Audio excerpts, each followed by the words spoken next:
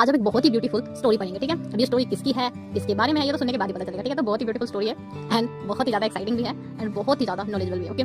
तो वर्ष 1888 में म्यूनिक जर्मनी के 9 साल के एक शर्मीले लड़के को उसके पिता से एक विशेष प्रकार का उपहार मिला। वह उपहार एक प्रकार था जिसके साथ मूलतः एक चुंबकीय सुई जुड़ी हुई थी, जो हमेशा उत्तर दिशा की ओर संकेत करती थी। वह छोटा लड़का उस प्रकार को अपनी जेब में ले जाता है और उसकी सुई को देखता है। यह बात नहीं कि उसने प्रकार को कितना मोड़ा था, सुई हमेशा उत्तर की ओर संकेत करते हुए घूमती रहती थी। लड़के ने प्रकार से सूर्य की दिशा को आशंकित किया और यह पता लगाया कि यह पूर्व से पश्चिम दिशा की ओर कैसे घूमती है। इस अनुभव का उस पर गहरा प्रभाव पड़ा। यह वह घटना थी जिसके विषय में लड़के ने बाद में कहा कि मेरे जीवन का प्रथम चमत्कार। प्रकार के विषय में उसकी रुचि तब और बढ़ती गई जब उसे उसके विचारों को सुधारने वाला एक संरक्षक मिला।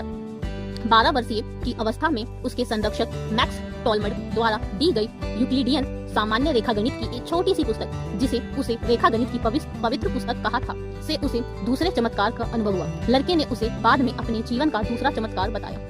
यहाँ पर वह शुद्ध विचारों के दायरे के संपर्क में आया। मूल्यवान प्रयोगशालाओं एवं उपकरणों के बिना भी वह ऐसे सार्वभौमिक सत्य की जानकारी प्राप्त कर सका जो कि मानव मन की शक्ति द्वारा ही सीमित है। उसके लिए गणित एक असीमित आनंद का स्रोत बन गया था, विशेष रूप से तब यदि उनमें पेचीदा पहेलियां तथा रहस्य शामिल हो। गणित तथा भौतिकी के प्रति उस छोटे बच्चे की रुचि में वृद्धि उसकी उम्र बढ़ने के साथ साथ होती गई। सन 1895 में 16 वर्ष की अवस्था में वह ज्यूरिख में स्विस फेडरल पॉलिटेक्निक की प्रवेश परीक्षा में शामिल हुआ। वह परीक्षा के सामान्य भाग हेतु आवश्यक मानकों तक पहुंचने में सफल न हो सका, परंतु उसने भौतिकी तथा गणित में असाधारण ग्रेड प्राप्त किए। उसने विभिन्न स्कूलों में पढ़ाई की और गणित तथा भौतिकी दोनों विषयों में पुनः उत्कृष्ट प्रदर्शन किया, जिनके चमत्कारों से उसे प्रेरणा प्राप्त हुई थी। शीघ्र ही वह इन दोनों विषयों में उच्च स्थान तक पहुंचने में सफल हुआ और अनेक विश्वविद्यालयों में अध्ययन एवं अनुसंधान कार्य करते हुए एक प्रसिद्ध प्रोफेसर हुआ। सन 1921 में उनके फोटो इलेक्ट्रिक प्रभाव में उनके कार्यों के लिए उन्हें भौतिकी में नोबेल पुरस्कार प्रदान किया गया।